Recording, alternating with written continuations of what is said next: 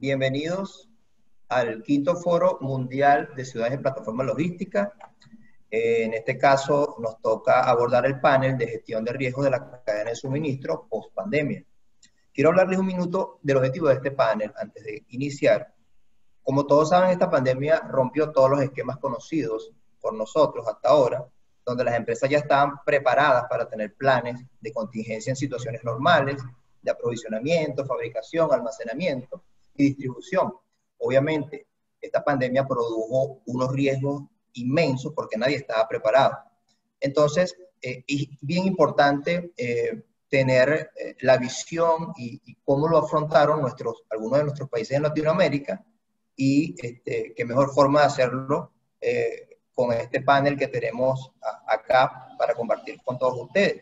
En este caso nos acompaña el señor Arturo Frías, el CEO de Global Logistics Consulting México, la señora Dora Soto, presidenta de Global Supply and Logistics Solutions Costa Rica, y el señor Juan José Valdés Vides, director ejecutivo Administración Aduanera de Honduras, y la señora Daniela de Luca, profesora de Logística y Comercio Internacional de la Universidad de Valparaíso, Chile. Quiero hacerles una pregunta general, dado todo este contexto, que tiene que ver con el tema. Por ejemplo, que mientras la tasa de desempleo en el mundo aumenta y aumenta también el teletrabajo para cubrir ciertos temas en las empresas, ¿cómo hacer o cómo han hecho ustedes en sus países, en sus determinadas cadenas de suministro, para afrontar esta situación, dado que los medios de transporte en lo que es la parte multimodal no puede detenerse?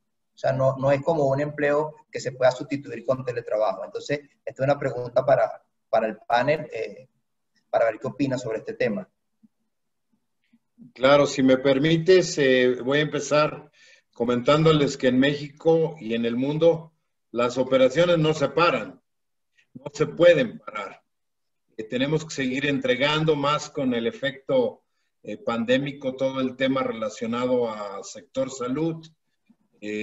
Y esto nos ha ocasionado que tengamos que adaptarnos. Bien lo dijiste, la pandemia, como por definición, ha sido el cisne negro de los eventos cisnes negros, ¿no? Donde un cisne negro es todo aquello que no estabas esperando y de repente aparece y verdaderamente apareció con una magnitud de mucho impacto.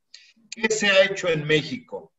En México, básicamente, desde que empezó la pandemia, se han establecido protocolos de actuación operativa que tienen que ver tanto en el almacén como en el transporte con rigurosos mecanismos y metodologías de cuidado primero al personal, a la salud y al producto. Y esto, como todos lo sabemos, ya hoy es del conocimiento y de aplicación en todo el mundo por todos nosotros.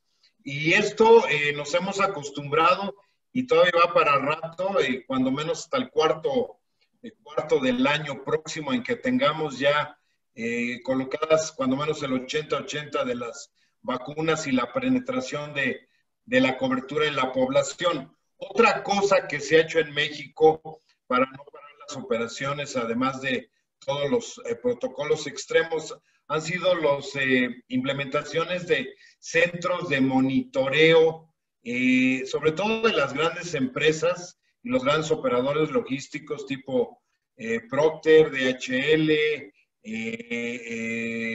Henkel, Colgate, en fin, Nestlé, y todos ellos han establecido un centro, digámoslo, de comando operativo que todos los días está visualizando y documentando los indicadores más importantes en la operación, muchos de ellos ya en tiempo real. Y el tercer punto que hemos utilizado durante esta pandemia para no parar la operación precisamente es el uso de la tecnología.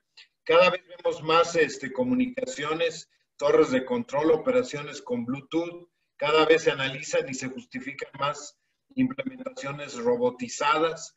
Nosotros en el gabinete estamos ya en la tercera en el año que hemos apoyado a Danone, a Henkel y hoy mismo a la empresa Telcel en tratar de optimizar lo más que se pueda a nivel automatización y robotización, lo cual conlleva ahorros increíbles de recurso humano y altos impactos de costos operativos y a veces paybacks porque son productos de alto valor, algunos de ellos paybacks que son menores a 2 años.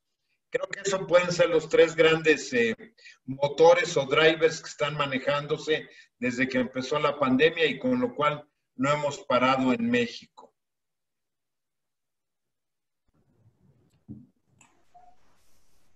No sé si Dora quisieras platicarnos. Bueno, por el lado de Costa Rica, en este caso me voy a referir al sector de dispositivos médicos y de farma.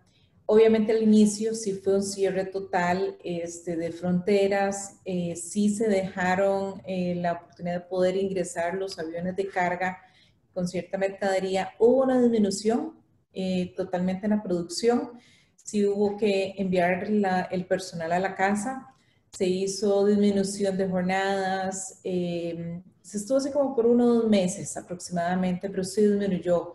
Luego empezamos nuevamente a activarnos. Lo que se hizo fue que empezó a traerse por etapas de producción y ciertas personas, o sea, se iba trayendo no el 100% de los operadores, sino se iba calculando dependiendo del tamaño de la compañía, pero se hizo de una forma escalonada. Lo mismo, el personal administrativo fue totalmente remoto. Se tenía, muchas empresas lo que optaron fue porque los administrativos fueran una vez a la semana. Iba a una área, iba a otra, muy poco personal estuvo yendo a trabajar, la mayoría ha sido remota. Hay empresas en las que no se ha dejado de trabajar para nada.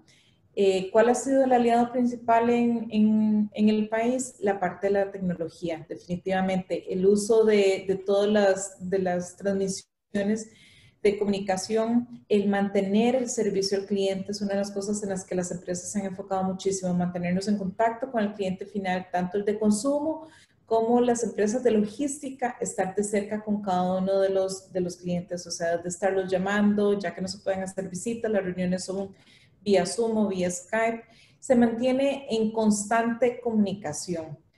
A la vez hemos buscado rutas alternativas para poder importar los productos que se necesitan para la manufactura, desde utilizar la parte marítima y luego rutas alternativas, o sea, no solamente que pasan por Estados Unidos, en el caso de los productos que venían de China, sino que se vinieran por Sudamérica, aunque nos incrementara un poco el tiempo de tránsito y el costo, pero nos garantizaban que iban a llegar.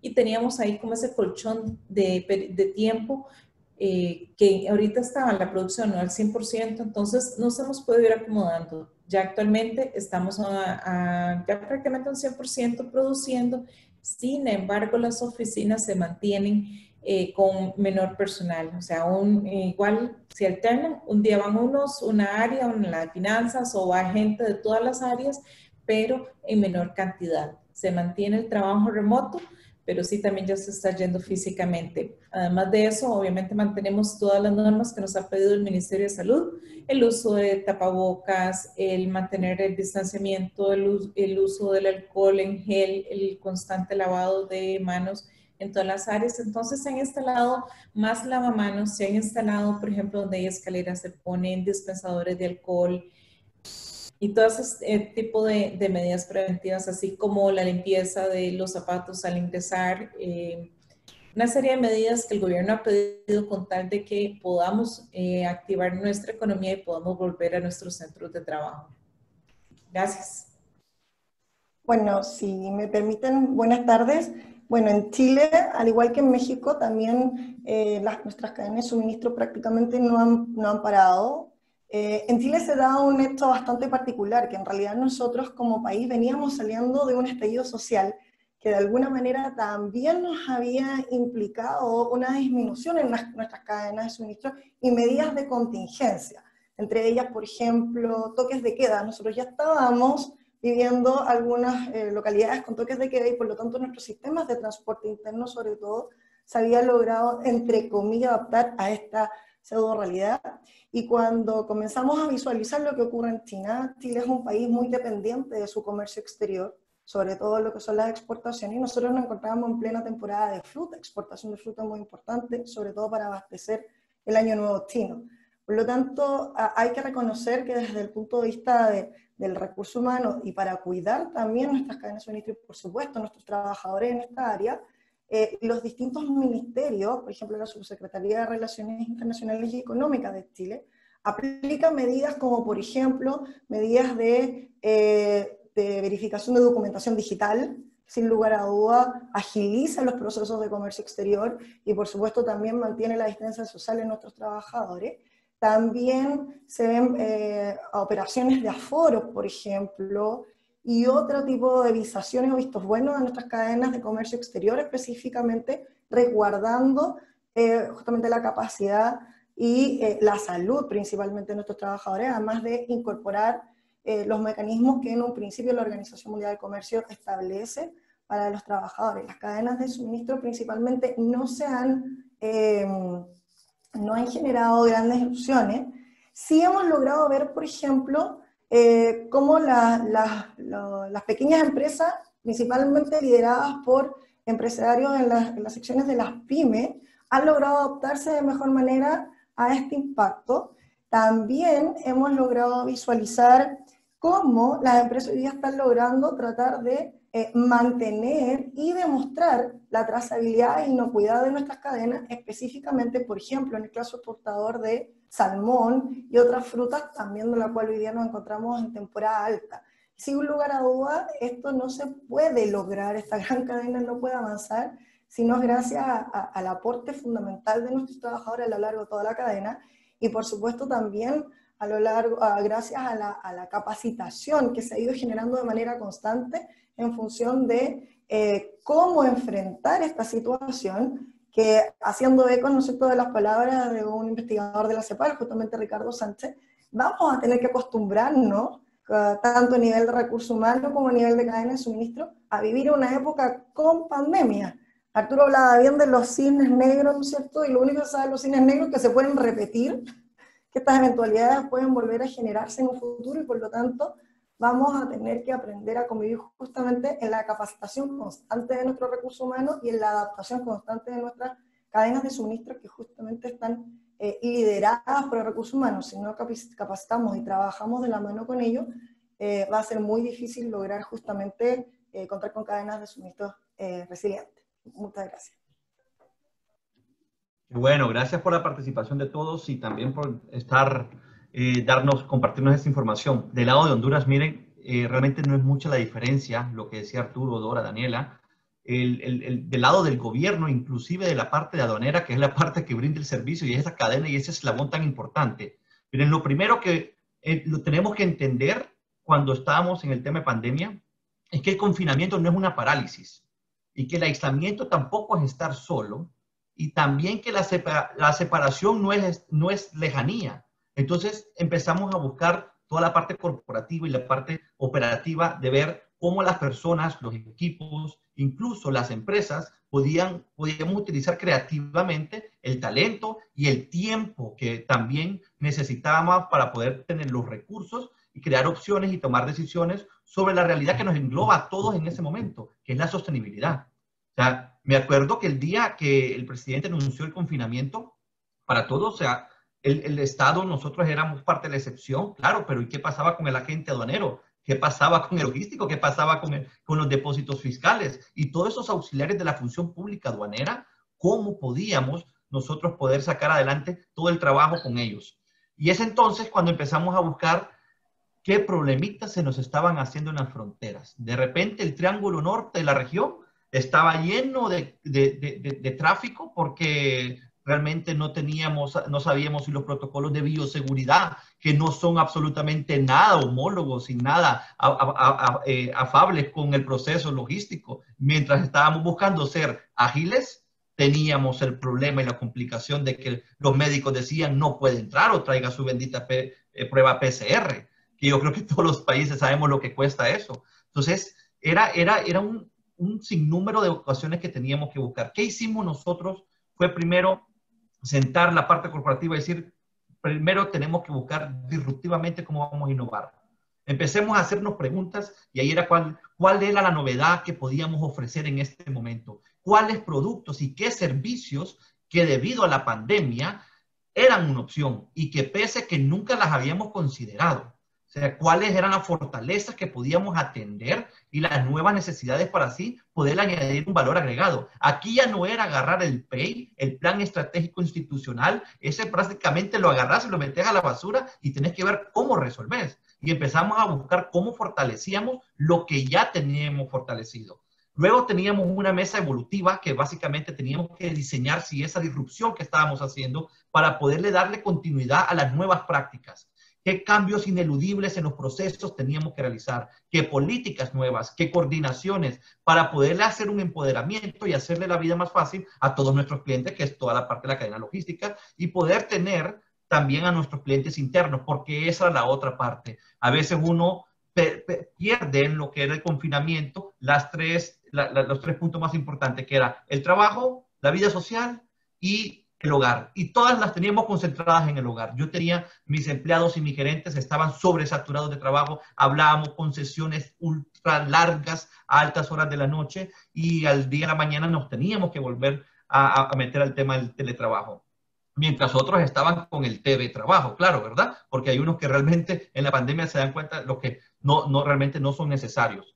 Luego teníamos una mesa de viabilidad estratégica, financiera y tecnológica para buscar cuáles virajes son los cruciales en la estrategia de negocios y de finanzas del sistema aduanero. Cómo íbamos a hacer esos saltos tecnológicos que nos iban a posicionar en niveles competitivos y cómo nos íbamos a mantener actualizados con respecto a las circunstancias que vivíamos y también cómo nos íbamos a continuar conectados con nuestros clientes. Y ahí fue cuando empezamos nosotros a decirles a los agentes aduaneros, a los operadores logísticos, miren, tengo un problema en una aduana porque tengo un brote de COVID y necesitábamos anunciarlo. Hasta un tema de transparencia tenía que volverse. Fue cuando buscamos entonces una mesa de buscar esa sostenibilidad cultural. ¿Qué hacíamos acá? ¿Cómo íbamos a intensificar el sentido, el orgullo y la pertenencia de todos nuestros colaboradores? Porque todos los gobiernos en primera fila tienen gracias héroes a todos los doctores. Pero si nosotros, todos los que estamos en este foro, no trabajábamos, pues los doctores no iban a tener sus insumos. O sea que somos los artilleros que estamos detrás de toda la batalla buscando cómo estábamos completando estratégicamente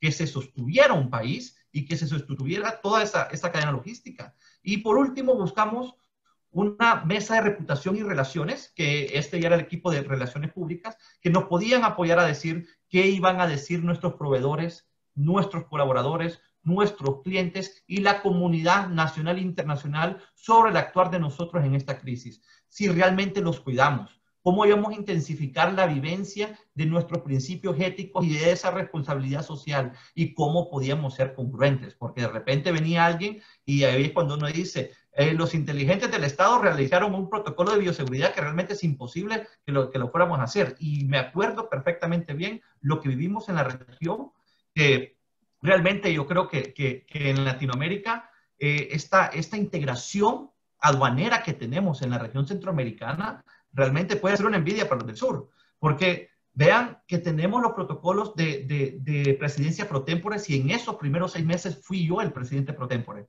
Entonces teníamos que buscar cómo, y me acuerdo, Dora, si se acuerdan ustedes, cuando teníamos el problemita entre Nicaragua y Costa Rica y aquellas peleas, y me acuerdo que me decían, presidente, ¿y cómo vamos a resolver esto? ¿Y qué pensábamos hacer? Pues yo les dije simple y sencillo, miren, si las personas tienen más de 20 días, pues el COVID ya no lo tienen. Al final, yo como abogado y como entrenado en temas tributarios y aduaneros, empezamos a ver cuestiones de los doctores. Entonces empezamos a buscar esa facilidad de decir, no podíamos meter, por ejemplo, una carga, un tránsito a una zona primaria que nos pudiera contaminar la zona primaria. ¿Por qué? Porque ahora es la persona, y si la persona viene contaminada, pues la cabina también del camión estaba contaminada. Entonces, si lográbamos hacer todos esos elementos, que ahora les comento que durante todo este desastre que nos dejó la tormenta ETA, tuve que agregar una nueva mesa de estrategia que es la mesa de restablecimiento social y de la infraestructura. Porque no solo es ahora cómo vamos a cuidar nosotros nuestros empleados. Si yo tengo casi 58 empleados damnificados que perdieron todo, y también cómo nosotros tengo mi equipo que, por ejemplo, yo perdí la aduana a la mesa, y pues no puedo perder el tiempo para volverla, tenerla cerrada y esperar que venga todo a reconstruir. Simple y sencillo, tengo que seguir garantizando la cadena logística y ya en menos de 72 horas Ya tenemos las ideas y ya empezamos a hacer las aperturas en depósitos fiscales, operar desde el centro corporativo. Entonces son todas cuestiones que tenemos que buscar disruptivamente como gobiernos para poder servir y darle esa facilidad a todos ustedes para que puedan hacer esas maniobras tan importantes que son para la cadena de suministro. Ok, muchas gracias, Juan José. Muchas gracias a todos por sus excelentes respuestas. Yo tengo otra pregunta acá que hacerles. Se la voy a formular primeramente al señor Arturo. Algo que tiene que ver con el tema de cómo no perder presencia internacional, porque, o sea, si bien es cierto, las empresas localmente están preparadas, de repente con bioseguridad y mantener sus operaciones, ¿cómo no perder si uno tiene clientes fuera, por ejemplo, muchos de ustedes deben tener operaciones fuera, ¿cómo no perder esa presencia internacional? Porque no sabes cómo trabajan esos países con estos protocolos de bioseguridad o si están tan activos en este caso como las experiencias de ustedes. En este caso, Arturo. Sí, claro, Dani. Gracias. Primero quiero solidarizarme ahí con Juan José por lo de Honduras, lo que podamos hacer. Y platicarles un poco en México el comercio internacional. Nosotros como país, el principal rol, la etiqueta que tenemos es automotriz y aeroespacial. Y de la automotriz y de lo aeroespacial, más del 80% anualmente se exporta. Es decir, somos prácticamente un país maquilador que envía sus principales productos hacia el exterior. Sí recibimos muchos insumos y ahí es donde está el área de oportunidad, sobre todo de Asia, China, básicamente. Y estamos hablando de que desde que empezó la pandemia se ha empezado a construir el término del nearshoring, es decir, traernos todo lo que está afuera, cerquita del mercado más importante en términos de volumen y de unidades económicas, que es Estados Unidos. Entonces ahora ven a muchos estados provocando muchos estímulos fiscales, regalando terrenos, haciendo una serie de concesiones para que todo eso que antes pensábamos que debería estar en manos de quien tuviera el capital de trabajo más barato y la velocidad de producción estuviera allá, ahora pensamos que con todos estos efectos que han sucedido y lo que viene, lo más seguro es tenerlo en corto cerca, y entonces estamos creando un país donde todo lo posible que podamos traer lo vamos a traer. Ya hay 3 estados fronterizos que las fronteras la están tapizando de ofertas de nearshoring. Hay despachos que se están especializando en ya atraer todas estas fuentes de producción de insumos de diferentes sectores para acá. Y eso creo que a la larga pues tenía que darse por gravedad como una solución por todo el tema que ahora lo vimos, que ustedes atinadamente han comentado, de restricciones en aduana, de restricciones en capacidades y en protocolos sanitarios, etcétera, etcétera, en comercio internacional. Y no saben lo que es la FDA en Estados Unidos, que bueno, exageró demasiado todo. Y entonces en ese sentido se viene a acomodar este nearshoring como tendencia. Y lo que nosotros en el gabinete, para concluir mi comentario, tenemos como metodología es apoyar a las empresas primero con un mapa logístico, que es el trazo de todos sus flujos con volúmenes, costos de transportes, y luego focalizarnos en aquellos que tienen más riesgo, precisamente hablando de gestión de riesgos. Riesgos de todo tipología, ya ven que el paraguas de los riesgos es muy amplia, desde riesgos financieros de lavado de dinero, desde riesgos de suministro por estar en una localidad no con tanta frecuencia de transporte, riesgos aduanales por donde se va a hacer la expedición o la apertura en la aduana a la entrada al país, etcétera, etcétera. y luego que se focalizan esos riesgos, generar un plan de acción para poder mitigar ese riesgo. Lo más importante en la gestión de riesgos es identificar el riesgo y monitorearlo para poder definir por dónde vamos. Y eso es lo que nosotros planteamos también en el gabinete, dentro de toda esta construcción de opciones para mejorar el futuro que nos espera en Latinoamérica. Bueno, Gracias, perdón. Ahora sí, diga. Okay, yo les voy a presentar esta. Un segundo. ¿Pueden ver la pantalla? Ok, dentro de las cosas que en el país hemos hecho para poder mantener ese contacto a nivel internacional y no perder esa parte del encadenamiento, una es muchas de las empresas, y voy a hablar específicamente del caso en el que me encuentro trabajando actualmente, es un mapa de proveedores. Sabemos dónde están nuestros proveedores, cuáles son las capacidades que cada uno de ellos tiene y cuáles son las limitaciones. Eso es muy importante tenerlo siempre en la cadena de suministros. Luego, evaluar la capacidad de cada uno de ellos. Analizar, como les decía anteriormente, las rutas de distribución y de almacenaje. ¿Por qué? Porque si no vamos, en este momento que hemos tenido esta pandemia, las rutas no han sido las mismas. Hemos tenido que modificar totalmente cómo nos traemos nuestros insumos. Evaluar las redes de almacenamiento y distribución. Como hablaba ahora Juan José, bueno, ¿qué hacemos? ¿Dónde lo ponemos? ¿Cómo lo guardamos? Esa ha sido una de las cosas que nosotros hemos estado trabajando. Bueno, si no lo podemos traer a Costa Rica, podemos moverlo a un centro de distribución que esté más cercano a nosotros y que después nos permita moverlo, sea por tierra o traérnoslo en avión. ¿Cuáles son las otras formas de poder traernos esto? De traérselo marítimo, como les decía anteriormente, dejarlo en el almacén fiscal mientras la empresa se vuelve a reactivar, o cuál otra ruta, podemos traérnoslo un parcial y traérnoslo aéreo y que nos permita seguir operando. El manejo de la información, definitivamente el mantenernos actualizados, el mantenernos en contacto con nuestros proveedores y con los suplidores es la clave en todo este asunto. Desde que los proveedores de logística nos digan, vean, se cerró esta ruta ahorita por las tormentas que hemos tenido. Hay cierres en aduana, hay cierre frontera como lo estuvimos viviendo, o no, por Estados Unidos en este momento no podemos ingresar, mejor nos venimos dándole la vuelta o nos venimos por Sudamérica. O sea, diferentes formas de poder llegar. Al final no va a ser el mismo, lo que va a cambiar es el camino que siempre hemos seguido. Y una de las cosas que aquí aplica es la logística preventiva. Yo creo que nadie estaba esperando la pandemia, absolutamente ninguno de nosotros.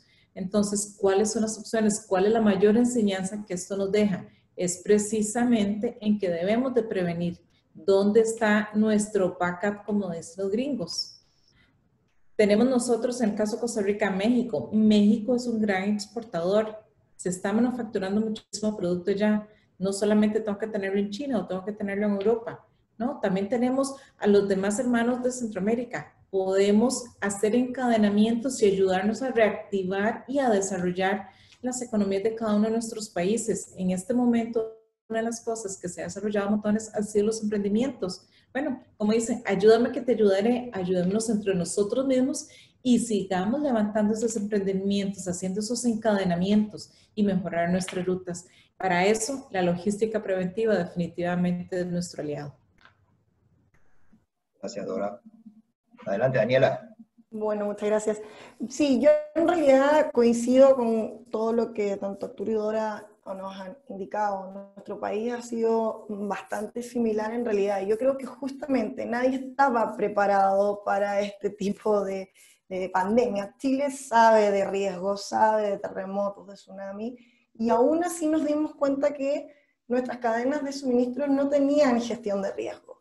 Creo que sí fuimos bastante proactivos, pero tal como indicaba Dora, tenemos que continuar visualizando nuestras cadenas de suministros para justamente seguir viviendo con un escenario con pandemia, porque a lo mejor ya no va a ser el COVID-19, pero ya sabemos a lo que podemos enfrentarnos, a lo que puede venir.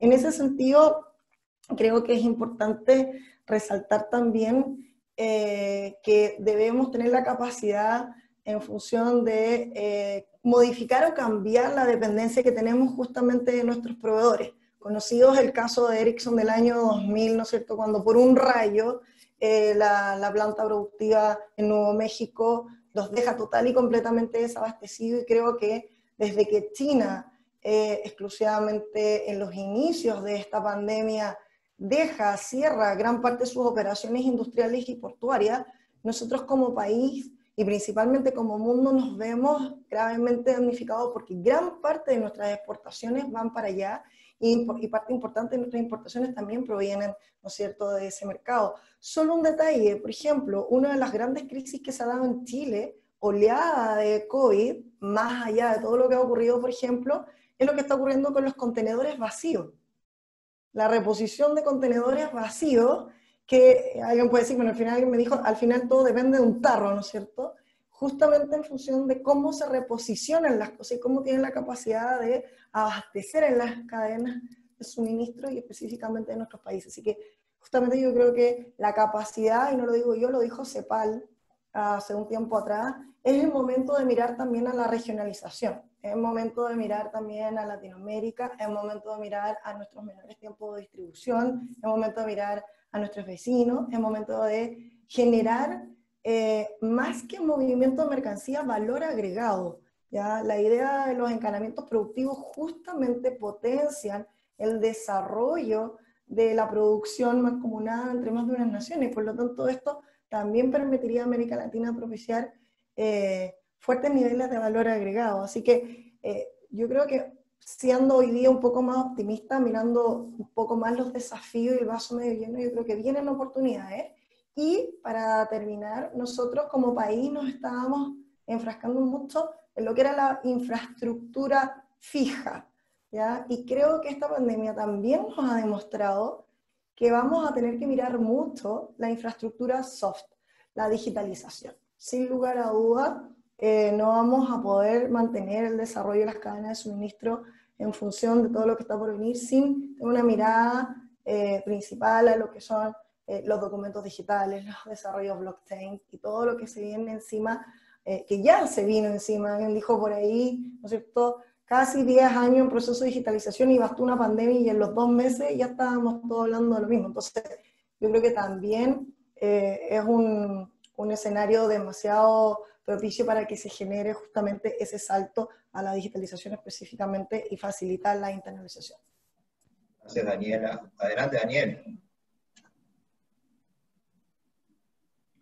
Hola, Dani, o todas. Miren, qué interesante la parte de gestión de riesgo desde la parte aduanera. A ver, mientras unos están buscando en facilitar, pues tenemos que buscar cómo suministrar toda la cadena y poder tener esos suministros que tanto se necesitan en cada uno de los países. Ahora, ¿cómo hacíamos eso? También porque nuestra misión es el recaudo. Y si no teníamos un buen recaudo, pues obviamente íbamos a tener un buen problemita después para la sostenibilidad. Porque de repente las administraciones aduaneras del mundo empezaron a mantener a los países porque básicamente los tributos internos pues estaba parado por el confinamiento. ¿Qué pasaba? La gente no declaraba, la gente no iba a pagar sus impuestos de renta, no había trabajado. Aquí en Honduras llevamos más de 6 meses haciendo la reapertura económica de manera prudente, de tal forma que se fuera inyectando ese dinero nacional y empezar lo que era en economía se ve el turtle, ¿verdad? Que todo el mundo está esperando a ver esa oportunidad de que traía. Creo que la gestión de riesgo tiene que venir bien importante manejado con lo que son los pilares de cada institución. En el caso de Aduanas de Honduras, nuestros pilares es la recaudación, lo que es la facilitación de comercio, la seguridad y control y también la institucionalización. Ahora, si nosotros, que somos realmente las administraciones aduaneras, son las únicas que tienen gestiones de riesgos integrados por sistemas en los países, aparte que también los que están integrados con el sistema integral de tributos internos. Pero, ¿qué es lo que quiero darles a entender? Que la gestión de riesgo en la administración aduanera tiene que servir para asegurar una cadena de suministros eficiente. ¿Qué es esto? Que tenemos que ver primero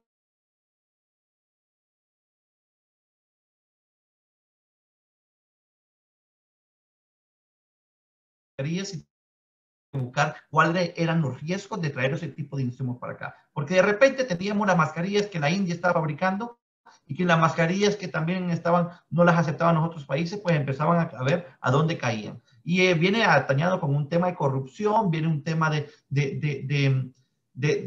falsificar permisos sanitarios, y entonces la gestión de riesgo se convierte en un elemento de control y de facilitación al mismo tiempo. Entonces, como un instrumento eficaz y eficiente para la gestión de fronteriza, requiere de una colaboración institucional, interinstitucional y también con otros países.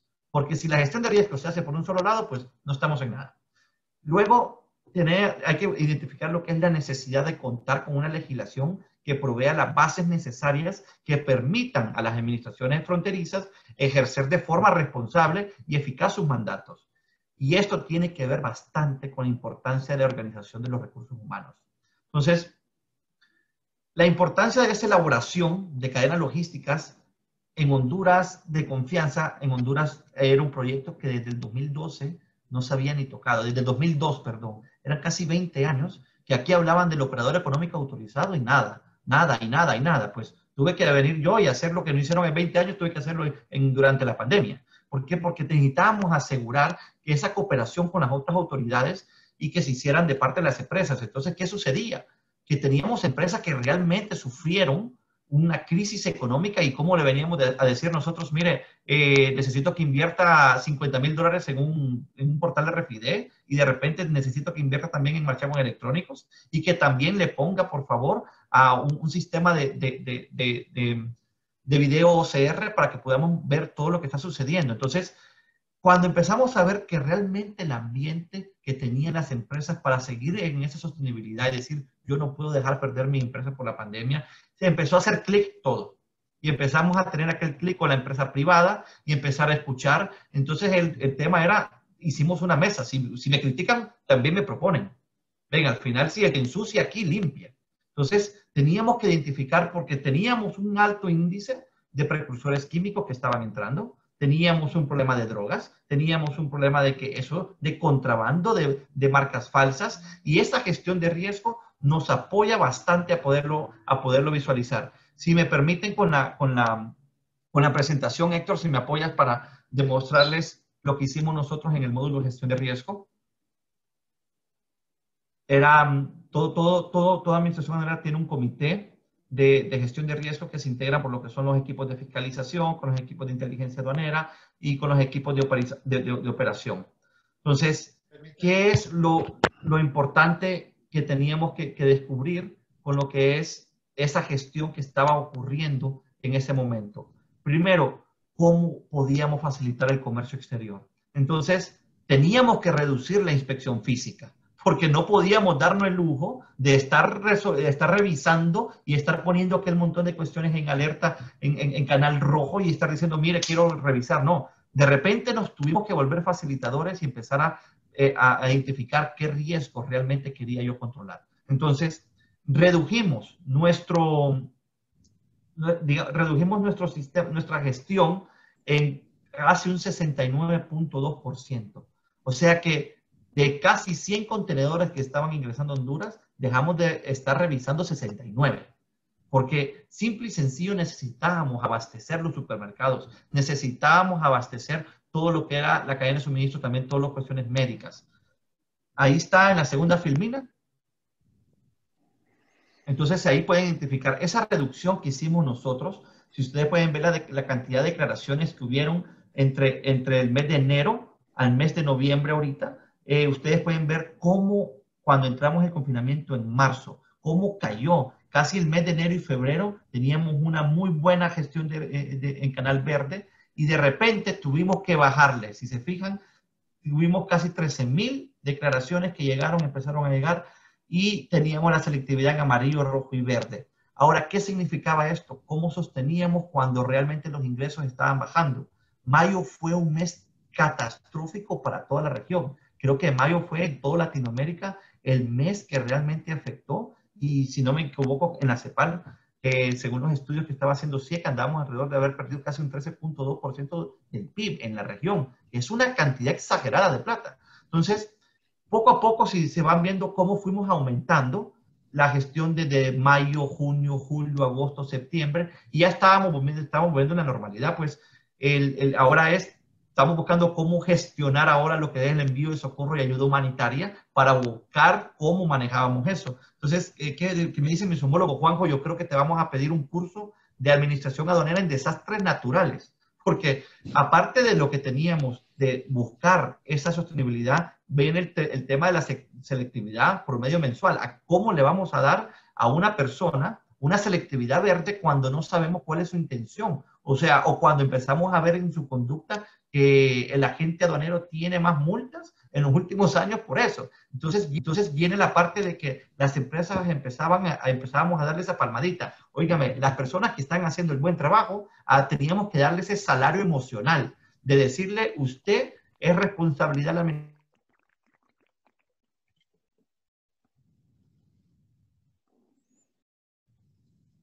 incrementamos le reducimos su riesgo de tal forma que todo lo tenga en canal verde. ¿Qué nos ayudó bastante esto? Fue en los ingresos, el flujo de caja, sorprendentemente, al facilitar el comercio se recauda más.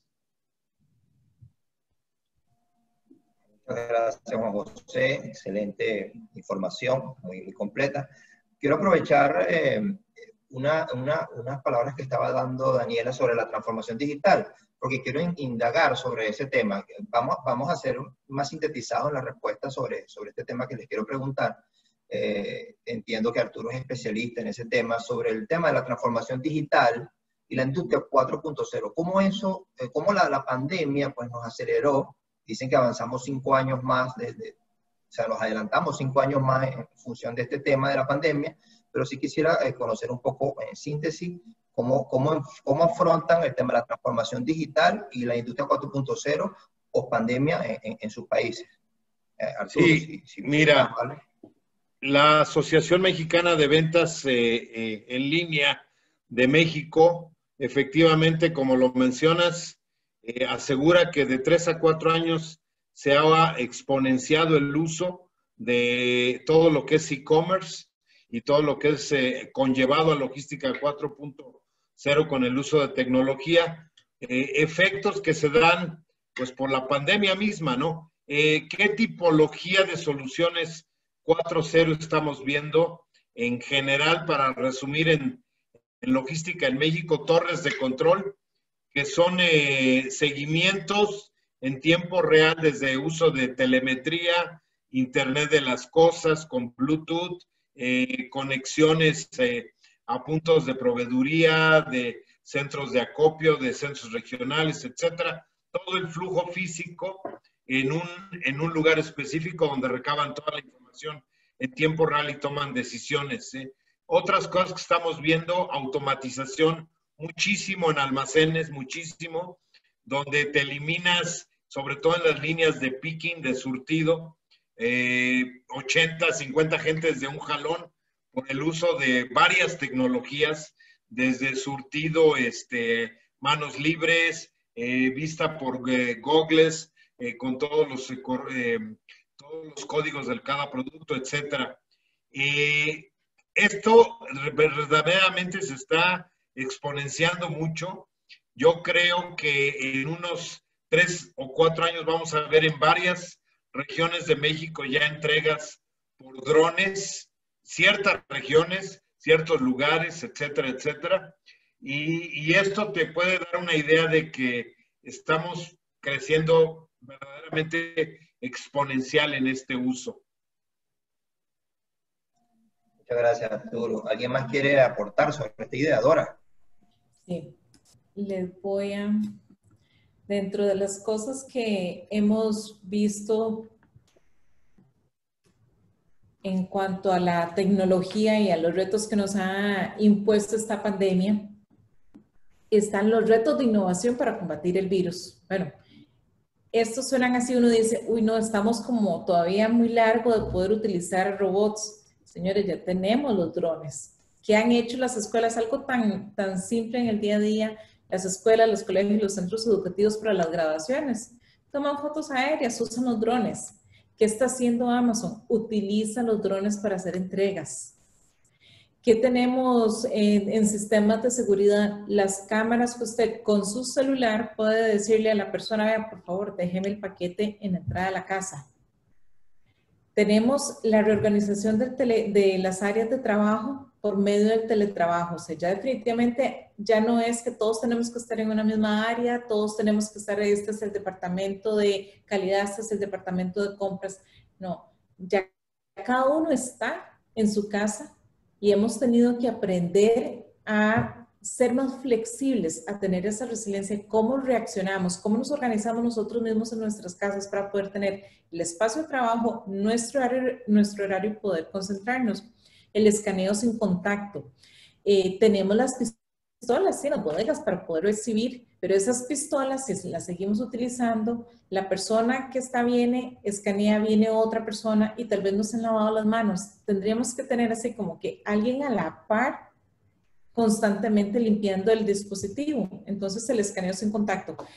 Saco la caja del camión, la acerco al escaneador, listo, pasa. Pero solamente una persona va a tener contacto con esa caja. El uso de robots, como les decía ahora, o sea, no sé si han visto algunos almacenes grandes ya de avanzada, donde el picking, el acomodo de la bodega, lo hacen como una especie de robot, son como, parecen montacargas, pero son unos robots que en la parte de abajo es donde tienen ellos toda la información. El escaneo para detectar virus. Hay escaneos como los que tenemos ahora en varios lados que llegan y te dicen, acerque su brazo para que le tome la temperatura. Bueno, ya han sacado escaneadores también para ver si alguna persona tiene el virus. ¿Por medio de qué? Por medio de la temperatura y por otras formas de escaneo. Los almacenes automatizados. Como les decía anteriormente, ya se están usando en algunos países este tipo de robots para poder hacer el picking, para poder guardar también la mercadería. Y la reconfiguración de los proveedores. Desde hace tiempo hay algunas empresas de logística que tienen un sistema de trazabilidad con las órdenes de compra. Entonces, ¿qué pasa si nosotros con nuestros proveedores les damos esa, digamos, como una sociedad que hagamos con ellos, que ellos sean nuestros socios comerciales y les damos acceso a que vean, bueno, este es mi forecast, esto es lo que yo necesito aquí a 6 meses, esta es mi orden de compra y que ellos solitos vayan haciendo el reabastecimiento. O sea, que sea un reabastecimiento pero continuo, ya está programado. Es una forma de automatizarnos, es una forma de ir mejorando. Ahora, eso obviamente conlleva una serie de organización y de estar revisando muchísimo los inventarios. Y voy de nuevo, necesita mucho de logística preventiva y yo también agrego las compras preventivas. Pero hay muchas formas de que podamos en este momento utilizar la tecnología. Tenemos el blockchain, que es una parte que nos brinda mucha seguridad a la hora de utilizarla. Empresas como FedEx lo usan, un DHL. Así que hay muchos medios. Ya ahora no es que no podemos tener un robot, no podemos, con los teléfonos escaneamos, hacemos una serie de cosas. Así que definitivamente tenemos que evolucionar hacia la tecnología. Gracias, Dora. Juan José, ¿me puede dar una síntesis de este tema, de cómo lo abordan allá en Honduras? Claro que sí, claro que sí. Creo que voy a poner el video porque creo que te estoy poniendo un problema con el video, pero voy a poner solo la pantalla y continuamos. Sí, mira, creo que hay algo bien importante que tenemos que entender y me acuerdo que hablábamos sobre el tema de teletrabajo y también compararlo con el sobretrabajo. Recuerdo que habían muchas columnas y también de muchas de las personas que nadie faltaba sobre el bendito refrán que decía, disculpe la tardanza en el trámite de su consulta, pero es que ahora estamos trabajando en teletrabajo. O sea, eso era lo que las administraciones de aduanas hablaban y lo que también el mismo Estado hablaba. Pero esa expresión se volvió bien familiar y también ciertamente hay áreas asociadas a la manipulación de documentos físicos que no deben salir de la sede de una organización. Tal como es, la lentitud también es comprensible, pero ¿cómo podíamos entender la ineficiencia cuando los procesos son totalmente digitales? Entonces, el primer componente, tenemos que entender que tele significa trabajar a distancia y que el riesgo es que algunas personas asuman que se suma de manera emocional y laboral, pero que se sientan cerca. Y ese compromiso tienen que tener el deber de rendición de cuentas también. O sea, la situación se agrava cuando existen jefes, cuando existen gerentes y cuando existen directores que también laboran en la telelejanía y omiten de darle ofrecimiento y cumplir esos plazos, esos indicadores de metas. Y entonces esa marcha se empieza a ralentizar todo lo que es el sistema. Ahora bien, hay personas que se valen de la modalidad de teletrabajo para añadir una matriz de distinción a sus empresas, también a lo que es la institución y también a todos los servicios de valor agregado que podemos dar, acelerando los procesos, ofreciendo soluciones a los clientes en tiempo récord. Y se esfuerzan con tan ahínco porque su profesionalismo no lo determina el lugar donde realizan su labor. Entonces, nos empezamos a dar cuenta que realmente teníamos gerentes que operaban todo desde su casa y que realmente esa actitud del rol que ejercía con ética era congruente con el estilo de vida de uno.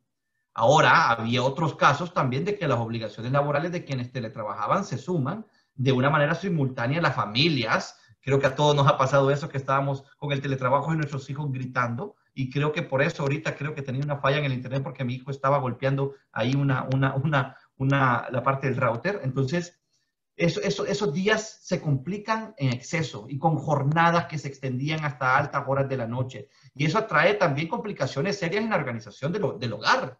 Y también, y peor aún, si los jefes consideran que por laborar en casa se les puede asignar una lista de incalculables asuntos de resolver.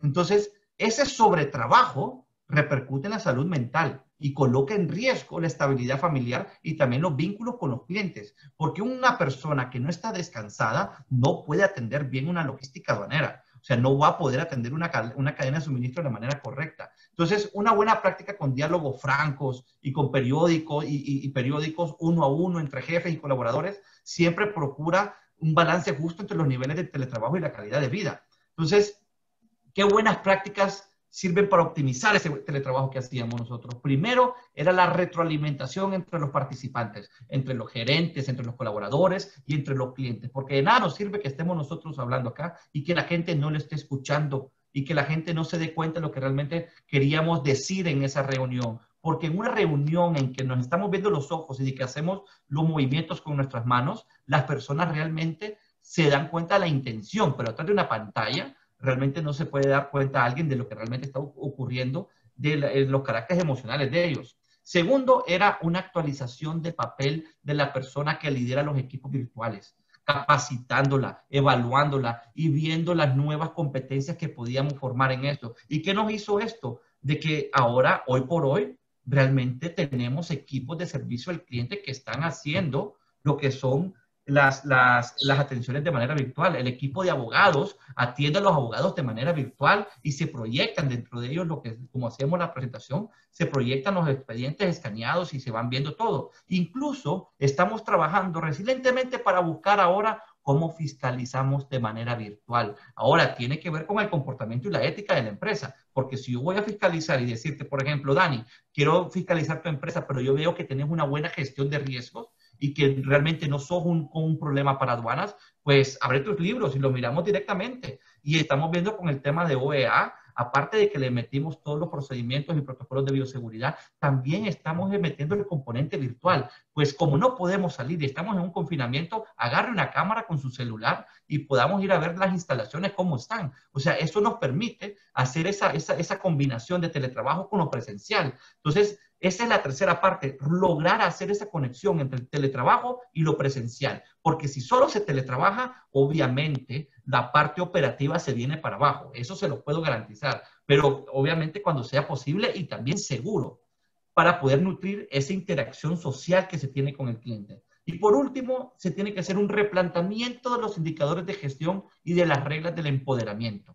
Porque la competitividad de las organizaciones depende en gran medida de la velocidad de innovar y de conectarse, pero internamente y con sus clientes, en un ambiente cada vez más virtuales. Yo estoy de acuerdo con lo que decía Dani y Arturo, de que hemos evolucionado años en la parte de lo que es la parte digital. O sea, yo me recuerdo que en aduanas yo decía, ¿y por qué no tenemos ahora los pagos en línea. ¿Y qué sucede? Que no podemos sacar garantías en línea. Tuvo que llegar el confinamiento para que el banco cerrara en la frontera y pudiera pensar en eso. Entonces, esa ventaja esa oportunidad que nos deja esta crisis, realmente ha cambiado el panorama tecnológico de los servicios aduaneros. Así es, Juan José. Muchas gracias. Dani, me das 5 segundos. Mira, 5 segundos. Sí, dígame. Mira, no te voy a quitar tanto. Bueno, en función de lo mismo que quería compartir, ¿estoy compartiendo pantalla? ¿Sí? Bien, sí, efectivamente la digitalización trae grandes oportunidades, pero yo voy a contar una pequeña experiencia muy corta. Cuando nos reunimos a nivel subsecretaría para conversar el tema de la digitalización y todos estábamos muy emocionados porque se venían los BLs digitales, se venían los documentos digitales, resulta que en alguna área nos preguntaron, bueno, ¿y los almacenes? Ahora, ¿cómo corroboramos la veracidad de los documentos? Y ahí en realidad se nos cae un poco la realidad encima, y a mí me gusta mucho esta presentación que dice, ¿listo o no viene la digitalización? Es verdad, 5 años nos adelantamos, pero también esto trae riesgos, ¿ya? Los ciberataques a la industria marítima han aumentado 400% desde febrero. Debemos también como países latinoamericanos y centroamericanos ser capaces de diagnosticar los documentos ahora que van a ser, ¿no es cierto?, veraces o no, y también poner frente a esta gran lucha que se nos viene encima, también un gran desafío con respecto a los ciberataques.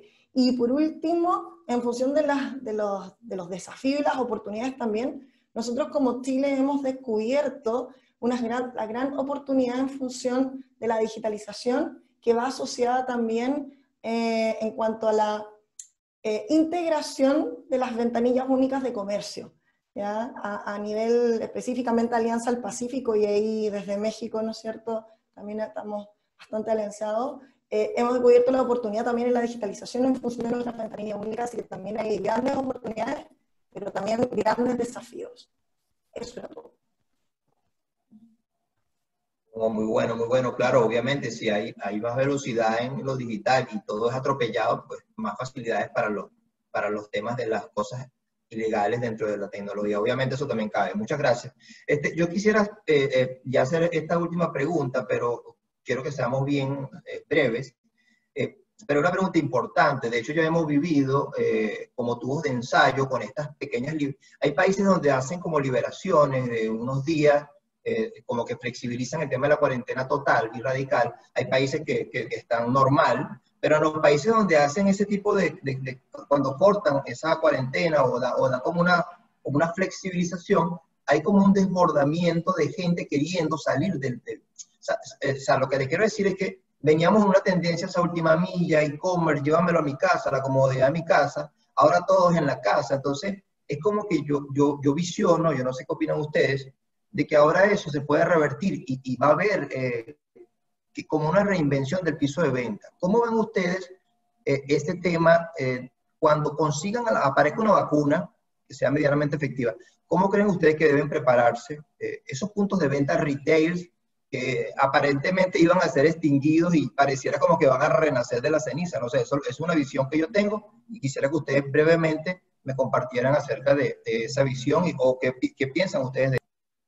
Mira, en México estamos ahorita, para que te des una idea de la importancia del repunte del e-commerce, trabajando en 5 proyectos, 3 con inmobiliarias para desarrollar exclusivamente sites última milla dentro de la urbe de vivienda, de población, y otros más para eficientizar con algo que se llama Mercado Libre y Amazon a través de DHL, todo el surtido para hacerlo más rápido. Quieren llegar a entregar en 24 horas. Y te comento esto porque el e-commerce y la logística de última milla son una tendencia. Ya nada los para.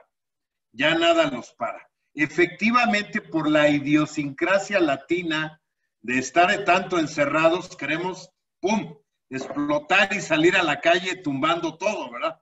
Y eso va a suceder en su momento, como bien lo has dicho, ha sucedido cuando de repente liberan el control restringivo de estar en tu casa. Y eso va a suceder, pero va a ser un momento. La tendencia de e-commerce va así, con última milla. Eso va a ser nada más un brinquito y otro, y nosotros vamos a vivir más tecnología, vamos a vivir más compras a través de línea. Dalo por hecho. Interesante. A ver, Dora. Sí, en el caso de Costa Rica igual, o sea, el Tico ha sido una persona tal vez más conservadora, muy inflexible a veces al cambio. Sin embargo, en esa parte nos ha tocado también adaptarnos y se han generado también nuevos empleos. ¿Por qué? Porque entonces ha habido gente que se ha dedicado a hacer entregas.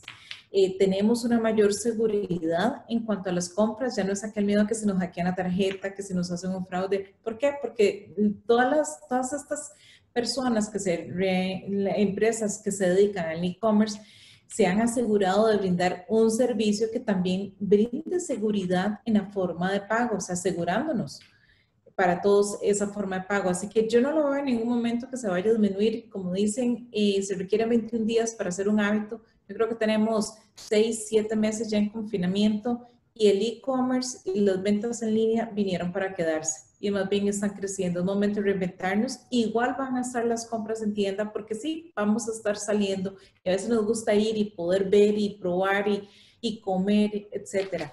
Pero el e-commerce, el avance en la tecnología, la logística preventiva, estamos en eso y no va a haber ningún cambio. Yo más bien, igual que Arturo, definitivamente vamos hacia el aumento. Yo también, al igual que Arturo y Dora, estoy totalmente de acuerdo. La tecnología y las compras online definitivamente acá crecieron 200%, así que vinieron para quedarse. Me gustaría destacar dos grandes aspectos. Lo más probable es que en el futuro vamos a encontrar al brick and click, que le llaman en Estados Unidos, que es, tengo la posibilidad ahora de acceder a la tienda, entonces la reservo por online, miro el modelo, voy, me lo pruebo y me lo llevo, esta capacidad de adaptarnos a los diversos canales que tienen las empresas. Y otro factor que yo creo que también, coincidiendo con Dora justamente, en los desafíos que trajo consigo el e-commerce, fue el concepto de la uberización de la logística, que en el caso de Chile trajo consigo muchos nuevos puestos laborales.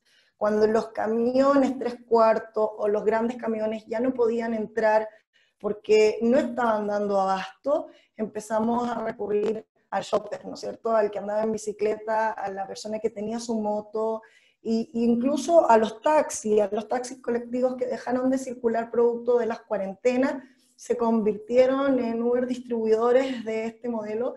Y hoy día sí fue una forma rápida, cuando todo era tinieblas en el proceso, la última milla, al menos en Chile, una forma rápida de llegar al cliente final y poder cumplir con esos lead time tan requeridos, ¿no es cierto?, por un cliente además exigente. Entonces, yo creo que estos son los grandes desafíos. Cada vez más el ingenio de las empresas nos van a llevar a coincidir con estas nuevas metodologías y adaptándonos ya desde un brick and click de ahí hacia adelante. Gracias. Juan José, ¿qué puedes decirnos brevemente sobre el tema?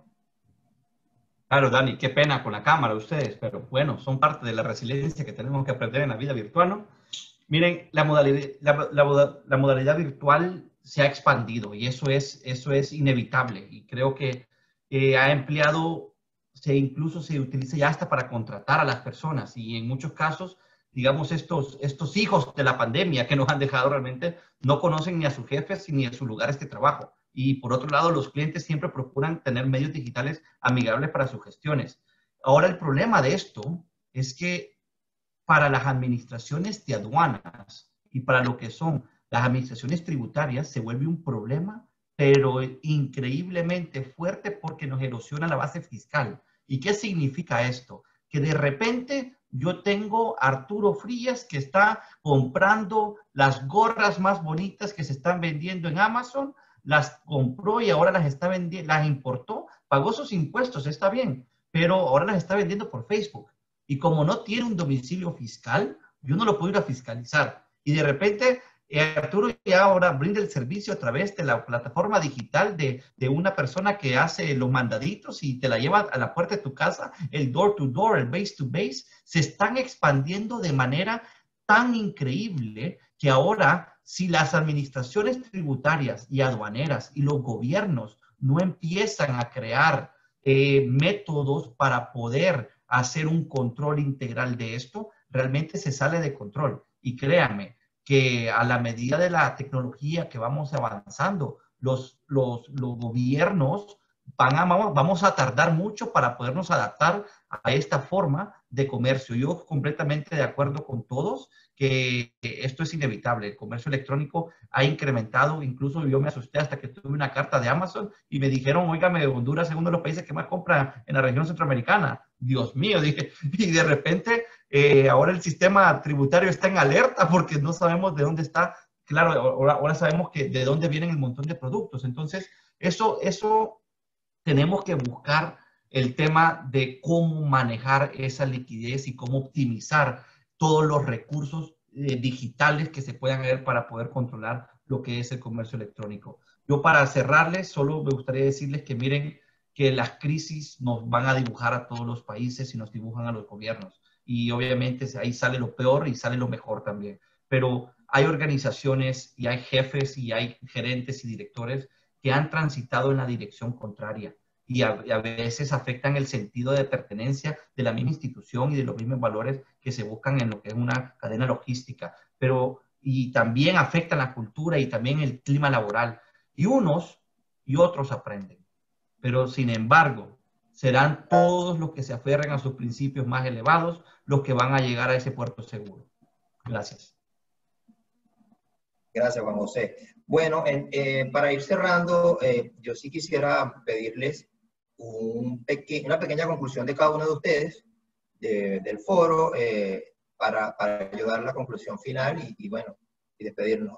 Así que adelante, Arturo. Sí, gracias. Bueno, yo los invito. Hoy como nunca vivimos la única permanente en los negocios, el cambio. Así es de que a cambiar y a subirse a esta logística de última tecnología. Sumen esfuerzos y trabajen en equipo. Gracias.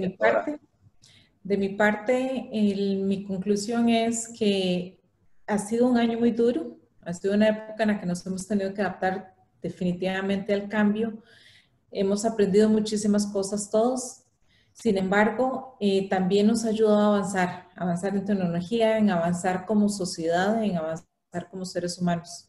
Yo les digo, no tengamos miedo, tengamos fe, seamos preventivos. Ahora viene también el uso de la vacuna, así que seamos también muy preventivos con nuestra logística, ya que también eso va a generar ciertos cambios en las distribuciones. Sigamos adelante y no nos demos nunca por vencidos. Bueno, haciendo eco justamente de las palabras de que me precedieron, efectivamente ha sido un año muy complejo, pero también debemos observar la capacidad de resiliencia y de salir adelante que hemos tenido como región, como países latinoamericanos, y por sobre todo también hemos aprendido a conocer nuestra logística, y claro, ha sido a través de un golpe, pero hemos podido también reconocer la importancia de la cadena de suministro. Yo creo que nunca antes en la historia hasta ahora habíamos logrado comprender el rol del trabajador portuario, del almacén, de la aduana, del camión, que ha servido incluso para, en el caso por lo menos de nuestro país, no parar, no cortar las cadenas de suministro y abastecernos a lo largo de toda esta pandemia. Así que también un agradecimiento fundamental a estas cadenas de suministro latinoamericanas que, sin lugar a dudas, han funcionado y han mantenido el abastecimiento a nivel regional. Gracias. Bueno, de parte de nosotros, de parte de Honduras y de parte de la Administración de Honduras, déjenme felicitarlos a todos por la excelente labor que a veces están en sus casas, a veces están en sus oficinas pequeñas y a veces nos damos cuenta que ustedes son los inteligentes y los estrategas de todo el movimiento de carga. Y sí, déjenme decirles que cómo vamos a prevenir la presencia y la propagación del virus, de la diferencia y del bajo rendimiento de los ambientes laborales actuales y de todo lo que está sucediendo por el mundo ahorita tenemos que empezar a buscar esa conexión entre todas las personas líderes, entre todos los que influyen realmente en la vida de otras y poder buscar esa singularidad, cualidad de que tenemos que sabernos conectar. Tener el punto importante de la importancia, que esos pocos patógenos que deterioran tan rápido el sentido de pertenencia, como lo hace el maltrato, como lo hace la desconsideración, la discriminación, el irrespeto. Buscar la estabilidad. Y estamos buscando la estabilidad para tener el asedio de que nos quitemos a esa doña envidia y al don el don cerrachupisos, que es el que está realmente, que afecta todo lo que son los circuitos emocionales y las actitudes defensivas de todos, y tener una autonomía que realmente nos pueda buscar cómo vamos a poder salir con resiliencia de todo esto. Yo en resumen les puedo decir que la exclusión, la desigualdad en el goce de los derechos y de la inequidad en el cumplimiento de los deberes siempre originan o siempre van a agravar las crisis y provocan muchas víctimas. El irrespeto a las reglas pone en evidencia a todos a quienes no se sienten parte de la comunidad o de la organización. Pero el compromiso de tener las acertadas decisiones, el buen uso del poder y el ejemplo de los líderes, tal y como ustedes están detrás de todas esas cadenas logísticas, y entre otros, también esos componentes claves para poder obtener esa ansiada vacuna.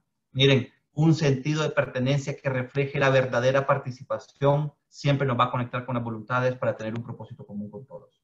Gracias. Muchas gracias a todos, de verdad. Bueno, a mí solamente me queda decir que fue un honor estar con ustedes acá acompañándoles. Se aprende mucho, de verdad que nosotros en Venezuela tenemos una situación particular, pero veo que Latinoamérica y el mundo está preparado para todo. México siempre ha tenido sus temas también, terremotos y tragedias muy fuertes y ha sabido salir adelante. Igual, fíjense que ahorita Centroamérica tiene el problema de catástrofes naturales, muchos huracanes, eso no es ahorita, eso es siempre. Igual Chile también, terremotos, maremotos, o sea, nosotros estamos preparados, ya estamos preparados para pandemias mundiales y para cataclismos y catástrofes, que Dios nos libre, pero me refiero a que el ser humano y sobre todo las cadenas de suministro que tienen que salir adelante, el puente de guerra, ¿sabes? O sea, tenemos que salir adelante siempre a cerrar esas brechas y esta vez no fue la excepción y de verdad muy agradecido por la oportunidad y bueno, que tengan un feliz día a todos. Espero volverlos a ver pronto. Muchas gracias. Hasta luego.